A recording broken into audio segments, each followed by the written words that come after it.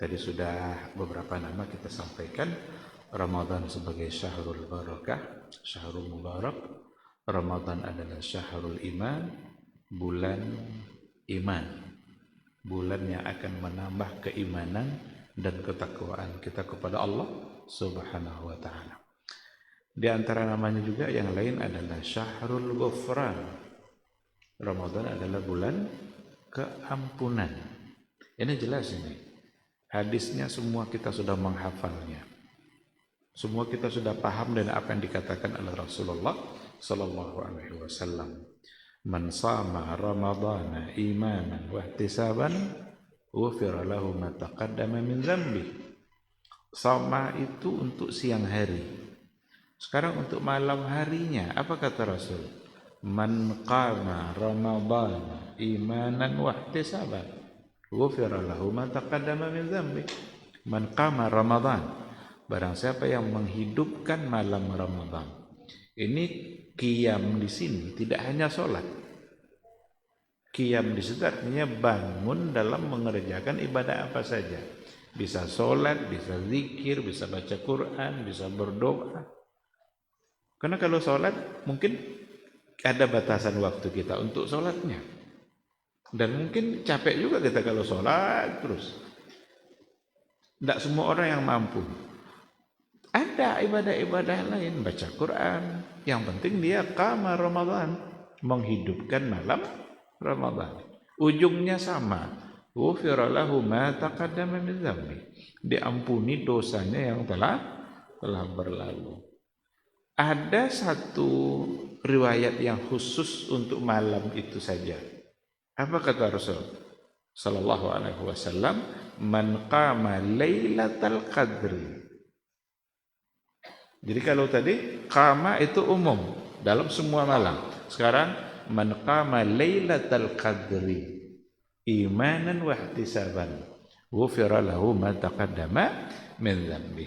Dari 3 hadis ini saja dapat dipastikan bahwa Ramadan itu adalah syahrul ghufran. Ada hadis kata Rasul sallallahu alaihi wasallam, man shama yauman fi sabilillah. Man shama yauman fi sabilillah. Barang siapa yang berpuasa 1 hari karena Allah, di jalan Allah, ba'adallahu wajhahu anin nari sab'ina kharifah. Allah akan jauhkan wajahnya dari neraka jahanam sejauh 70 tahun perjalanan. Itu 1 hari. Ketika dikatakan sama yauman, ini bersifat umum. 1 hari ini, apakah puasa wajib atau puasa sunnah? Ini bersifat umum. Bisa wajib, bisa sunnah. Yang penting dia berpuasa 1 hari karena Allah. Maka karena Allah ini jadi penting. Karena ini adalah ibadah, jadi keikhlasan itu harus ada dari awal. Karena salah satu dari sah atau syarat diterimanya amal itu adalah al-ikhlas. Nah, sekarang puasa dia 1 hari karena Allah. Berapa jauhnya dia dari neraka? Sab'ina kharifah. Kharifah itu salah satu dari musim. Berarti 70 musim. 70 musim berarti sama dengan 70 tahun perjalanan. Kalaulah dalam berpuasa 1 hari saja karena Allah bisa kita dijauhkan dari nerakanya Allah 70 tahun perjalanan. Apalagi kalau puasanya sekian puluh hari. Maka semua itu adalah bukti atau dalil bahwa sesungguhnya ibadah puasa itu adalah syahrul ghufran, bulan keampunan. Karena orang-orang yang akan memasuki surganya Allah Subhanahu wa taala adalah orang-orang yang dosanya terampuni. Bukankah kita ini orang yang dosanya banyak? Sangat banyak sekali. Maka kita sangat berharap sekali ketemu dengan Ramadan itu. Betapa mulianya kita kalau seandainya kita bertemu dengan Ramadan, kemudian kita memanfaatkan semua peluang-peluang kebaikan yang ada dalam Ramadan. Karena ada juga yang bertemu dengan Ramadan, tetapi dia biasa-biasa saja, tidak mau berkenalan dengan Ramadan itu lebih jauh. Orang puasa, dia tidak puasa. Orang sholat tarawih, dia tidak. Orang baca Quran, dia pun tetap aja tidak berubah keadaannya dari yang sebelumnya. Kalau seandainya seperti itu, berarti kita sedang tidak mengerti dengan nilai yang ada pada Ramadan. Kita akan menghormati sesuatu kalau kita kenal nilainya. Kalau kita punya perhiasan, mungkinkah kita letakkan perhiasan yang berharga itu di tempat-tempat yang kemungkinan diambil oleh orang? Tidak ada orang yang punya perhiasan kalung emas lalu dengan digantung-gantungkan di kursi tamu. Tidak ada. Disimpan baik-baik. Ada kotak khusus, masuk lagi dalam kotak yang besar, masuk dalam lemari, dikunci pula lemari itu. Lemarinya pun lemari yang berada di dalam kamar yang tertutup, yang terkunci. Kenapa demikian? Karena dia tahu ini adalah berharga. Maka dia hargai barang berharga itu. Makanya pahami apa yang ada dalam Ramadan agar kita bersemangat untuk memanfaatkan semua kebaikan yang akan diberikan oleh tamu kita itu. Kita yang haus, dia yang memberikan minum. Kita yang lapar, dia yang memberikan makan. Kita yang ingin diampuni, dia yang memang datang membawa berbagai macam ibadah, dan dengan ibadah itu Allah insya Allah akan mengampuni kita. Ikhwati fillah, saya tidak akan sampaikan semua nama-nama itu karena ini juga sudah menjadi pembahasan yang biasa kita dengar, karena ada di antara namanya juga adalah Syahrul Taubah, ada Syahrul Quran, ada Syahrul Mahabbati wal Ukhuwah, bulan kasih sayang, bulan persaudaraan. Dalam Ramadan itu nampak kasih sayang kita. Bagaimana kita harus berbagi. Orang yang memberikan perbukaan kepada orang yang berpuasa, dia berpuasa, orang berpuasa. Dia berikan perbukaan kepada orang yang berpuasa, maka dia dapat double. Dia mendapatkan pahala orang yang berpuasa tadi, kebaikan orang berpuasa tadi, tanpa mengurangi jatah pahala untuk orang yang berpuasa itu sendiri. Itu yang disampaikan oleh Rasulullah Sallallahu Alaihi Wasallam, dan itu adalah lambang dari kebersamaan. Bagaimana kita menunjukkan kepedulian kita, bagaimana kita diajak untuk bersama-sama satu visi, satu misi, satu perasaan. Tidak ada kaya, tidak ada miskin, tidak ada pejabat, tidak ada bawahan, tidak ada pimpinan, tidak ada anggota. Semua kita di mata Allah adalah sama. Lapar ya lapar. Barangkali orang-orang yang tidak berpunya lebih sering tidak makannya daripada makannya. Sebegitu lama dia menahan lapar. Udah biasa bagi dia lapar itu. Sekarang diajak pula kita untuk bersama-sama merasakan bagaimana kelaparan dengan tidak makan itu rasanya seperti apa. Ini bagian dari kebersamaan. Bahkan di akhir Ramadan diminta untuk membayar zakat fitrah. Zakat fitrah itu bukan untuk orang kaya. Zakat fitrah bukan untuk orang kaya. Orang miskin wajib bayar zakat fitrah tidak? Wajib bayar zakat fitrah. Kenapa? Agar orang-orang miskin itu merasakan pula bagaimana nikmatnya memberi, walaupun sekali setahun. Selama ini tangannya berada di atas, tapi di hari itu semua kita bahagia karena tangan kita semuanya. Selama ini mereka di bawah tangannya, yang lain di atas, yang memberi di atas, dia menerima di bawah. Tapi di hari itu dia merasa bangga karena ikut merasakan bagaimana nikmatnya memberi. Hilang sekat status sosial kita.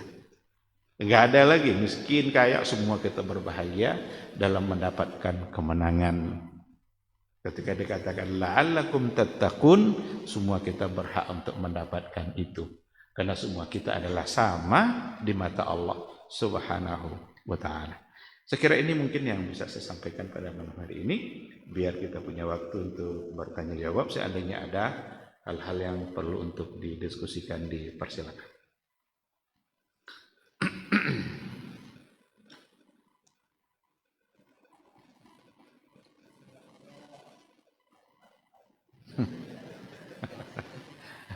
Pas.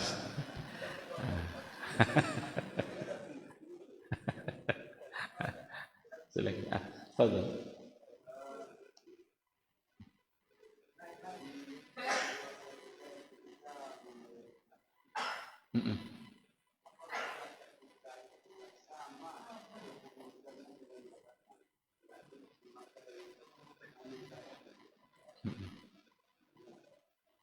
Iya.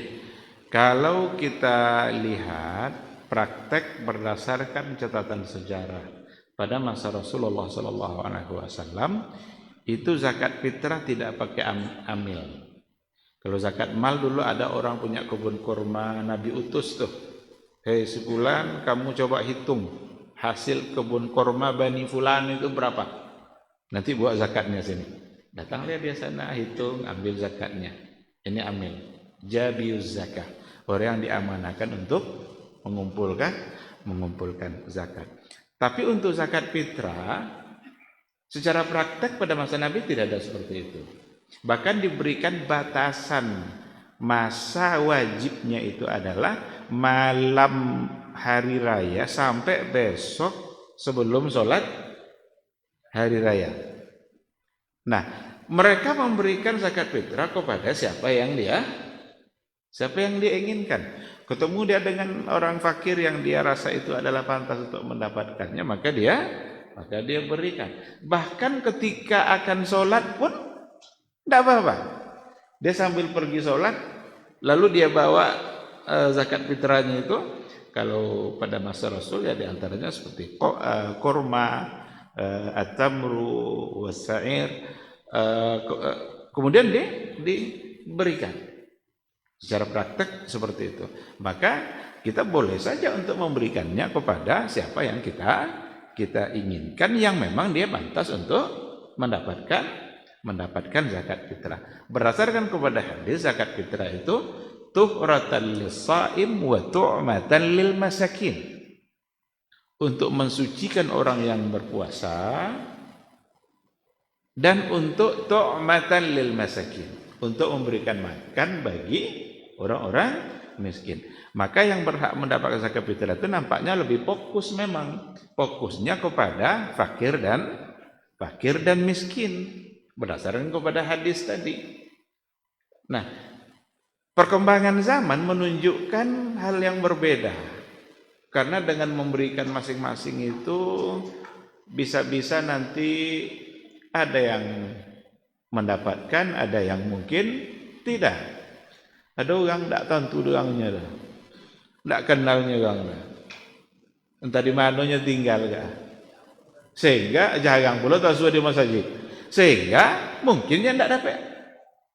Maka muncul ide. Apa ide itu? Dibentuk kepanitiaan, kemudian dibagi untuk pemerataan.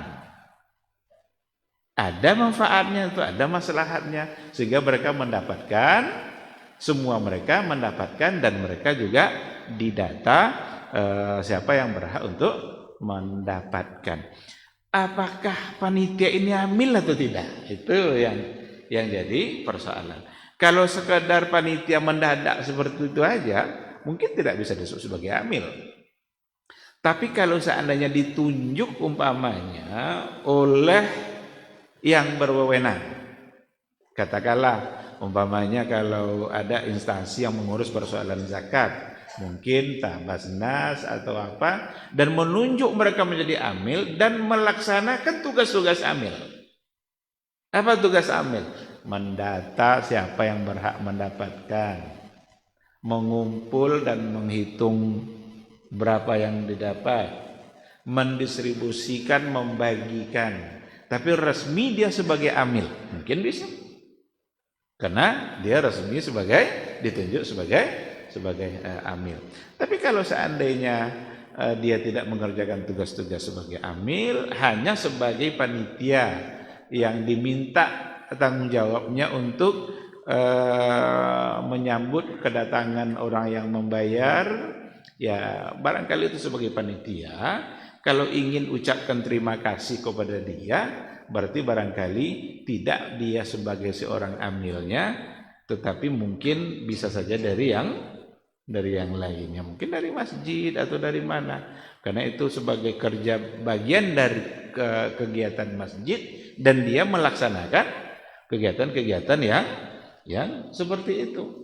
Boleh saja kalau seandainya masjid ingin berikan sesuatu. Seandainya ternyata yang panitia itu adalah bagian dari miskin atau fakir, berikan dia jatah sebagai fakir.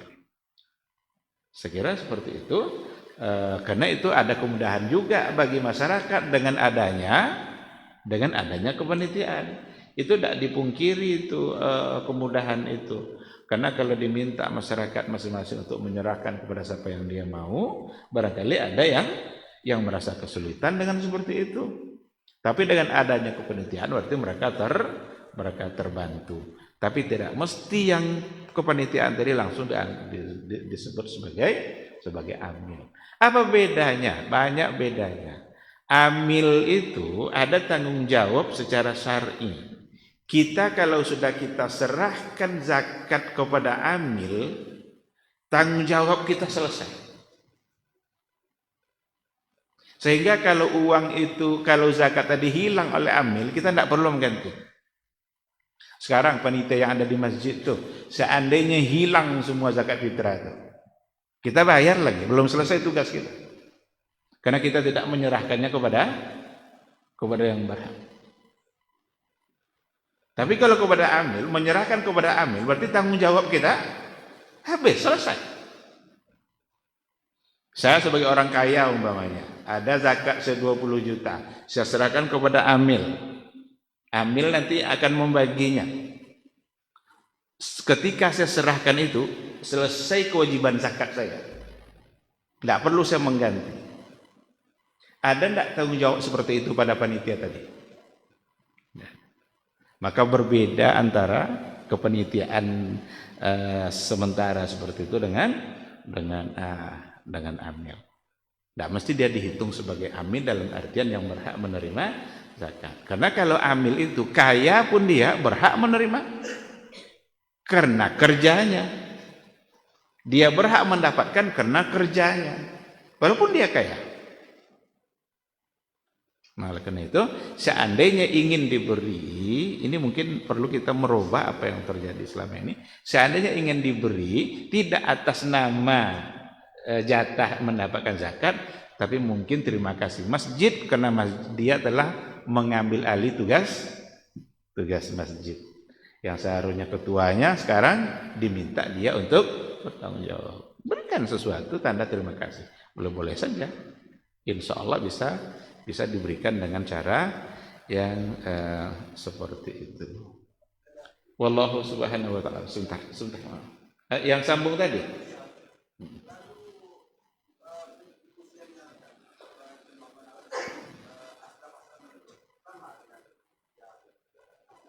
Ada prioritas berdasarkan kepada hadis, karena Nabi langsung mengatakan tu'matan lil masakin. Maka fokusnya pada fakir miskin. Pada fakir miskin. Itu yang dikedepankan. Sehingga di hari raya itu kan ada juga di antara hikmah zakat fitrah itu kan ugnuhum anis su'ali dzalikal yaum. Hindarkan mereka dari meminta-minta pada hari itu. Jadi tidak ada lagi orang minta-minta. Di hari itu semua orang kaya, semua bergembira, semua memiliki apa yang mereka makan di hari itu. Pantas mereka untuk berhari raya. Jadi tidak boleh ada yang meminta-minta. Caranya dengan mendapatkan bagian zakat fitrah. Seandainya semua sudah terpenuhi, mungkin ada yang lain. Silakan. Tapi memang yang harus dikedepankan adalah al-fuqara wal masakin. Wallahu subhanahu wa ta'ala.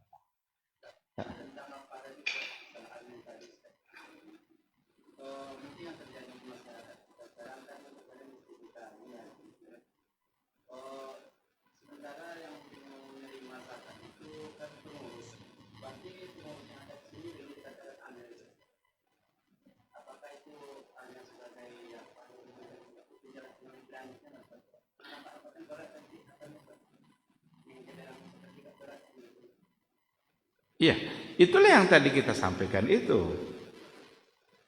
Artinya itu semacam tanggung jawab yang diberikan kepada dia sementara dalam penugasannya dalam masalah zakat fitrah, dan dia tidak mengerjakan fungsi-fungsi amil sebagaimana yang dahulu mereka disebut sebagai amil.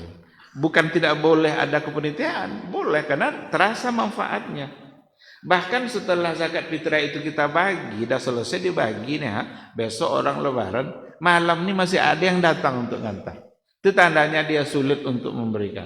Kita bilang ke dia, Pak, Bu, Ibu aja lah serahkan ke siapa yang Ibu mau. Enggak Pak, saya tidak tahu entah siapa yang mau saya berikan. Apalagi kalau ada perumahan komplek baru yang mereka belum saling kenal, sangat membantu panitia itu. Tapi apakah bisa disebut sebagai amin dalam artian dia mendapatkan jatahnya? Tidak mesti langsung disebut sebagai amin. Dia mendapatkan pahala dari situ, dari kerjanya. Kalau ingin diberi, ada caranya. Karena ini adalah program dari masjid, bisa diambil dari operasional masjid. Kenapa panitia gitu kata enggak juga mau dia beras, dia mau duit. Kan orang kan kasih ngasih beras. Nah, dia lebih mau duit daripada kasih apa yang menjadi bagian dari operasional masjid. Wallahu a'lam. Waalaikumsalam warahmatullahi.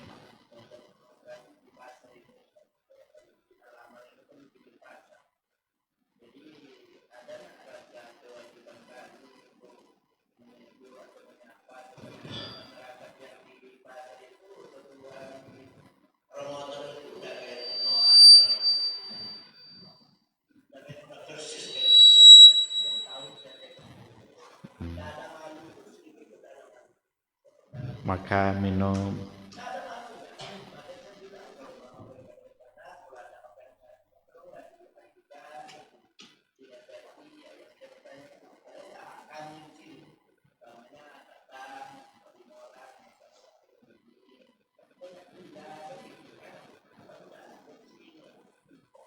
Atau tanya dulu, kamu gila ya?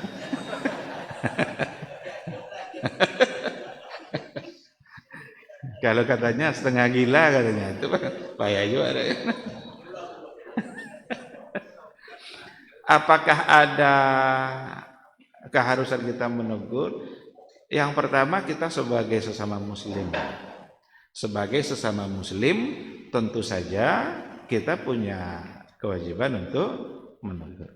Yang kedua, keberadaan mereka di masyarakat, di tengah-tengah masyarakat di mana komunitas kita ada di situ, tentu adalah bagian dari tanggung jawab kita juga untuk mengingatkannya. Kok masalah pribadi kapaknya nak puasa orang nak indaknya mau kan? Enggak bisa itu ya. Masalah pribadi dia puasa nak puasa enggak ya, tapi kok sampai kami ya.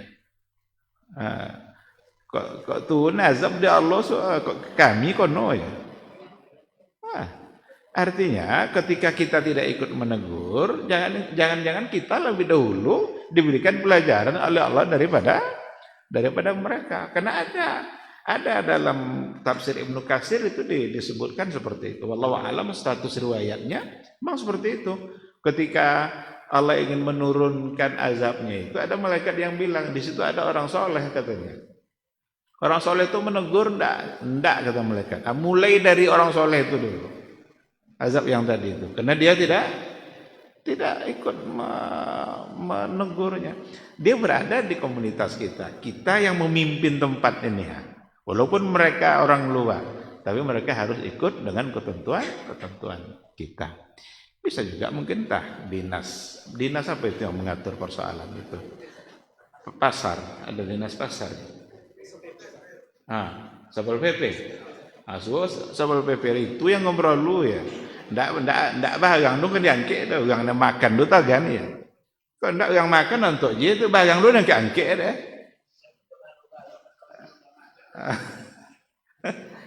Artinya harus punya andil untuk memperbaiki keadaan masyarakat. Sekarang seperti itu, wallahu a'lam. Ya. Sallallahu.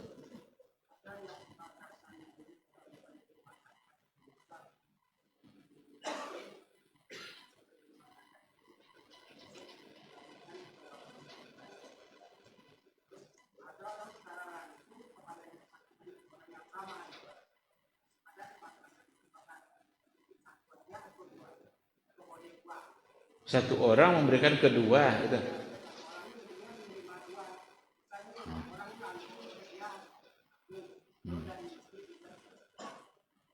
Ya, kalau ada orang yang memberikan langsung kepada dia, dia memang terdata sebagai orang yang memang adalah fakir atau miskin. Sekarang dia punya jatah dari masjid. Upahnya 20 orang yang mau memberikan langsung kayaknya boleh, karena hukum asalnya zakat fitrah itu biar langsung untuk melunasi tanggung jawab awak sendiri yang langsung menyerahkan. Berikanlah kepada yang memang pantas menerima. Karena ada juga diberikan kepada yang tidak pantas. Yang tidak kena kayu atau bedanya RT. Terpaksa dibayar. Jabatan sebagai RW, KRT itu bukan standar untuk memberikan zakat fitrah. Tapi kalau fakir miskin RT-nya apa? Atau nyo kayu tapi nyo guru ngaji. Nyo guru ngaji di kampung lebih banyak sawit. Ndak itu kurang, ndak inyo guru ngaji tadi dibayar. Karena Rasul bilang tu'matan lil masakin, tuhratan lis-shaim wa tu'matan lil masakin. Jelas langsung Nabi mengatakan al-masakin. Al-fuqara tentu dikiaskan dengan al-masakin. Nah, jadi kalau memang dia fakir, dia diberikan langsung, itu hak dia, karena orang berhak memberikan. Oh, bekok dapet lo jadi jatah masjid, itu memang hak dia juga sebagai warga, karena memang dia adalah warga yang berada di situ. Wallahu subhanahu wa ta'ala.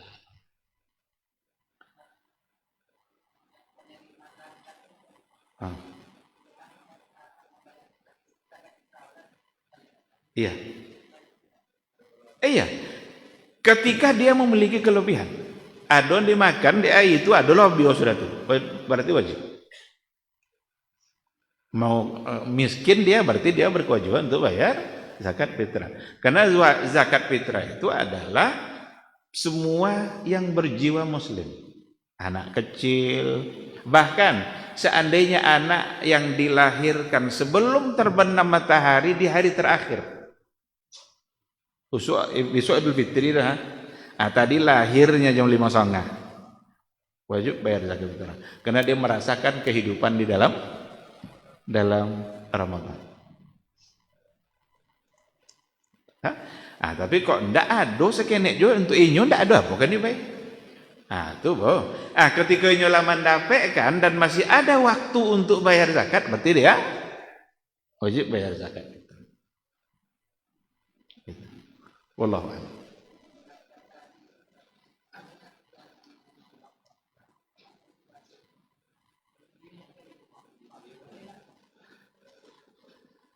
Di sini ada perbedaan pandangan di kalangan para ulama antara jumhur ulama dengan Abu Hanifah. Abu Hanifah mengatakan boleh karena beliau memandang dari sisi tujuan dari zakat fitrah. Apa tujuannya? Ughnuhum 'anis su'al dzalikal yaum. Hindarkan mereka dari meminta-minta di hari itu. Berarti ada kebutuhan. Untuk memenuhi kebutuhan bisa dengan zakat fitrah, bisa dengan uang. Bahkan dengan uang bisa dia memiliki kebutuhan selain daripada makan. Ini oleh satu mazhab. Tapi oleh jumhurul ulama, oleh mayoritas ulama, Imam Syafi'i, Imam Malik, Imam Ahmad mengatakan tidak. Tidak boleh dengan uang. Kenapa demikian? Bukankah ada uang pada masa Nabi? Ada, banyak.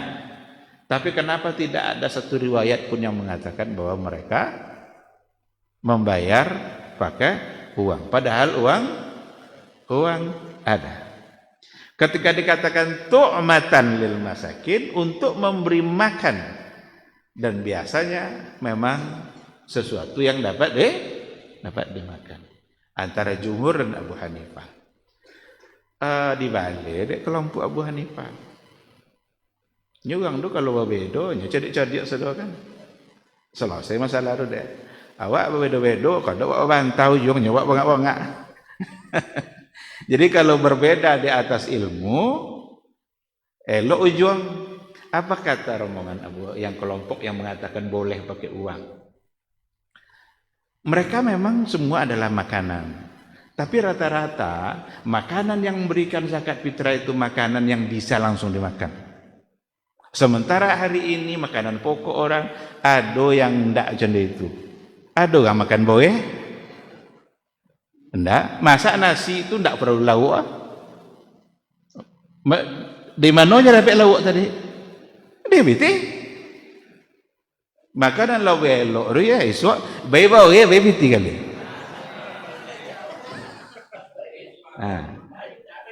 Ndak ada hilak lagi. Bayi bau ya bayi biti kali. Selesai. Jadi bukan untuk dipertentangkan, apalagi nanti kalau awak pertahankan mau ndak sah pakai biti dah ni. Nya ada orang kini bawa na usodo di mau orang. Coba cek bawa di mau orang, tahu ada. Yang ndak ada apa? Kan sardin lah, lado minyaknya minyak naik ogo tu wi. Boleh gas sebagai, dan itu perlu biti. Jadi sok bayi boleh tambah biti sekena. Anda aman. Wallahu subhanahu wa ta'ala alam. Jadi antara Abu Hanifah dengan jumhurul ulama. Bahkan ada analisa yang pernah saya baca dari Mustafa Ahmad Zarqa, salah seorang dari ulama dari Syria. Kata kebutuhan itu apa maksudnya? Kalau kita bawa pada kebutuhan hari raya, apakah hanya kebutuhan pokok, makanan pokok saja, atau ada kebutuhan yang lain? Ada kebutuhan yang lain. Maka beliau Mustafa Ahmad Zarqa tadi, dia memperkuat pendapat Abu Hanifah untuk zaman kita sekarang ini.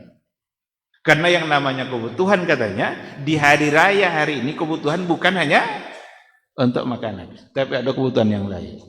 Boe ada, sadin tahu jelah ada, tapi anak-anak ini anak orang pakai sepatu, ada anaknya enggak. Itu loh salah bagi di baby kau untuk anak kau ni boleh kokok dah kan. Lah, jadi ini masalah yang memang diperselisihkan oleh para ulama, tetapi memang perlu untuk disikapi bagaimana mereka itu berbeda.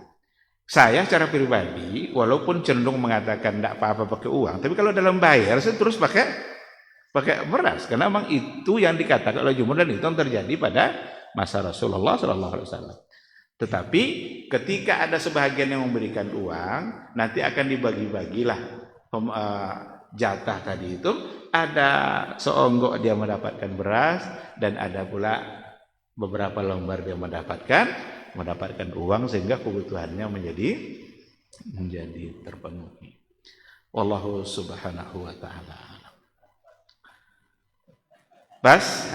Itu baru pas dia. Baik, terima kasih. Kalau seandainya alun pas lah ada.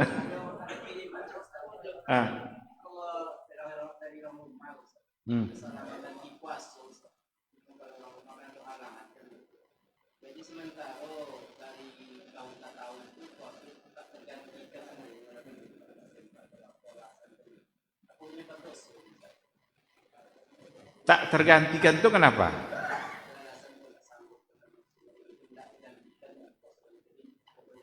Umpama haid, umpama batang tu nak diganti lah. Ini beda pakak tu. Umpamanya hamil, tak puasa lah kan? Itu sudah hamil pakak tentu nyusul lah. Menyusui payah je puasa apa? Ramadan sulah hamil lah balik.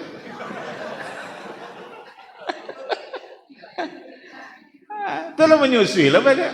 Tu hamil lah balik. Nyalah sakbano tentu.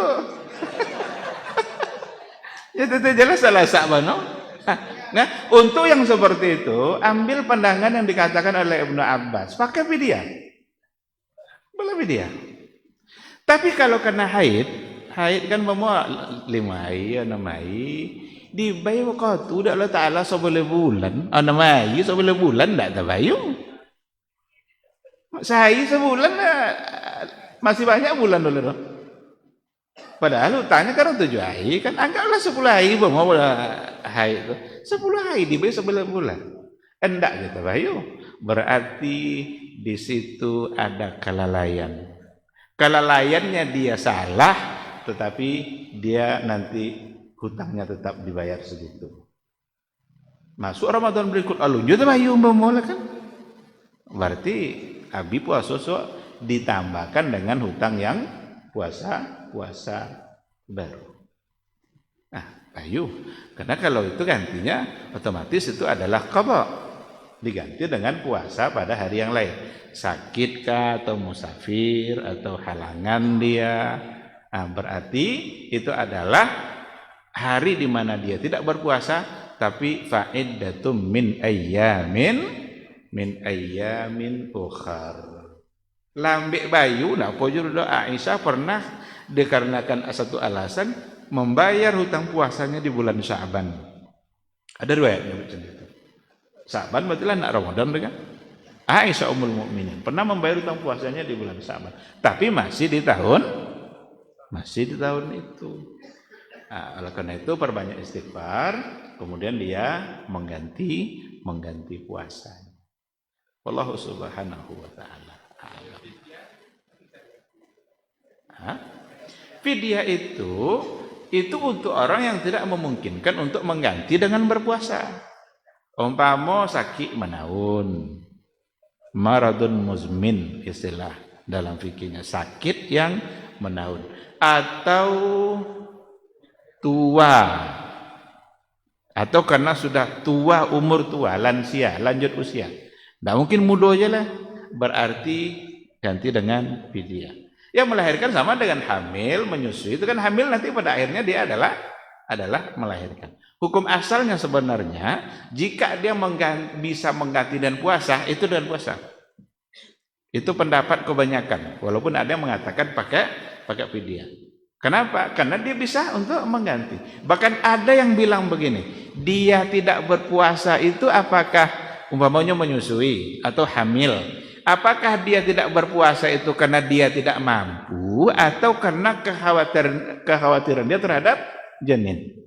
Nya bisa puasa nyanyinya, tapi ibu nengok janin hanya atau tengah menyusui dan kuat puasanya, tapi kurang ngasih dan payah anak-anaknya.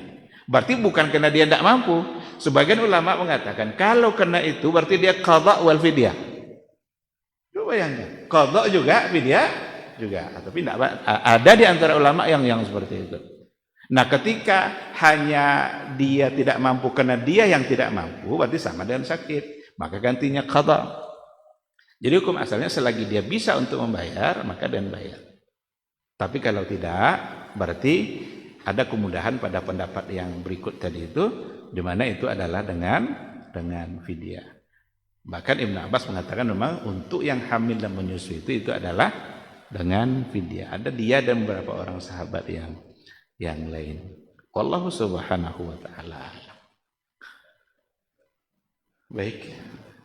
Saya kira cukup sampai di sini. Mudah-mudahan apa yang kita bicarakan ada ilmu yang bisa kita terima, dan semoga Allah Subhanahu wa taala selalu membuka pintu hati kita untuk semangat belajar dan semangat mengamalkan ilmu yang kita dapatkan.